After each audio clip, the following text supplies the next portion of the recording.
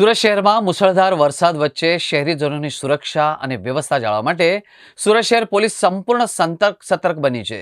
અતિભારે વરસાદના કારણે નિર્માણ પામતી પરિસ્થિતિઓને ધ્યાનમાં રાખીને પોલીસ વિભાગે ખાસ તૈયારી હાથ ધરી છે અને સીસીટીવી કંટ્રોલ રૂમમાંથી શહેર પર સતત નજર રાખવામાં આવી રહી છે।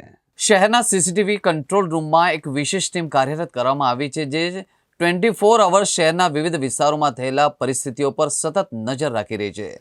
સુરત પોલીસ કમિશનર અનુપમસિંહ ગેહલોતના માર્ગદર્શન હેઠળ પોલીસ અધિકારીઓ પણ વ્યક્તિગત ઉપસ્થિત નોંધાવી રહ્યા છે અને દરેક મહત્વની હલચલ પર નજર પણ રાખી રહ્યા છે। પોલીસ કમિશનર ગેહલોતે કહ્યું કે શહેરના નાગરિકોની સલામતી અમારી પ્રથમ પ્રાથમિકતા છે। ભારે વરસાદના કારણે જો કોઈ પરિસ્થિતિ ઊભી થાય તો પોલીસ તંત્ર તાત્કાલિક કામગીરી માટે પણ તૈયાર છે।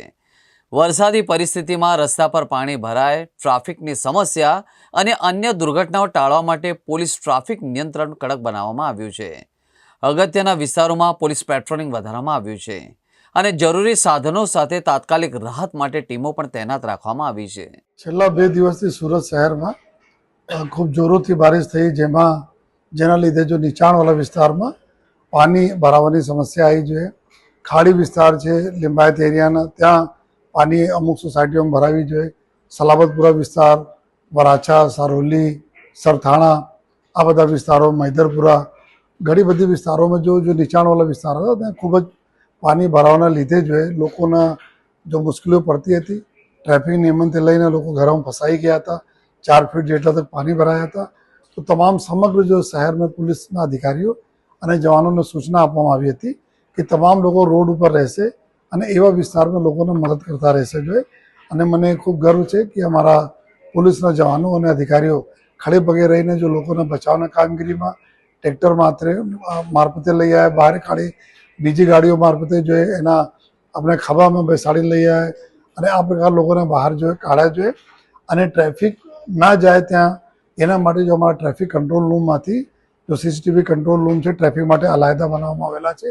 એનાથી સમગ્ર શહેરમાં ક્યાં ક્યાં રોડ રસ્તા બંધ છે, ક્યાં વધારે જો ટ્રાફિક છે એના નિગરાની કરીને અહીંયાથી જો પબ્લિક એડ્રેસ સિસ્ટમ છે એના મારફતે લોકોને સમજ પણ પાડવામાં આવી કે કઈ વિસ્તારમાં નહીં જાઓ અને કયા વિસ્તારમાં રોડ રસ્તાઓ બંધ છે, એના સાવચેતી રાખો।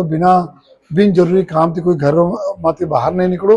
તો અમને ખૂબ ખુશી છે કે આપણે પ્રજાજનો અમારી વાતોનો માન આપીને બિનજરૂરી જો રોડ ઉપર નથી આવ્યા, જેના લીધે રોડના ટ્રાફિક નિયમનને બી પોલીસને આસાની પડી।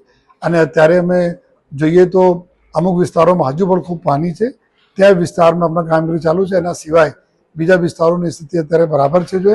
પરંતુ છેલ્લા આવનાર 3 દિવસ ઓર જો ભારે વરસાદના આગાહી છે, જેના ધ્યાનમાં રાખી સમગ્ર જો ટ્રાફિક પોલીસ તંત્ર અને તમામ થાણાઓના પોલીસ તંત્ર એલર્ટ છે।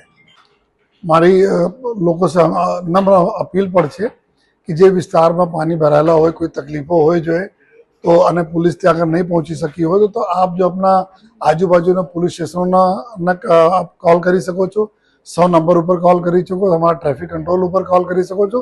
તાત્કાલિક આપને પોલીસના મદદ મળશે। અમે પોલીસ બીજા જો ડિપાર્ટમેન્ટ સાથે સંકલન છે, કોર્પોરેશન હોય, બીજા ડિપાર્ટમેન્ટ હોય, બધા સંકલન રહીને આપને જો બી સમસ્યા હોય છે એને દૂર કરવા માટે પૂરા અમે લોકો પ્રયાસ કરીશું।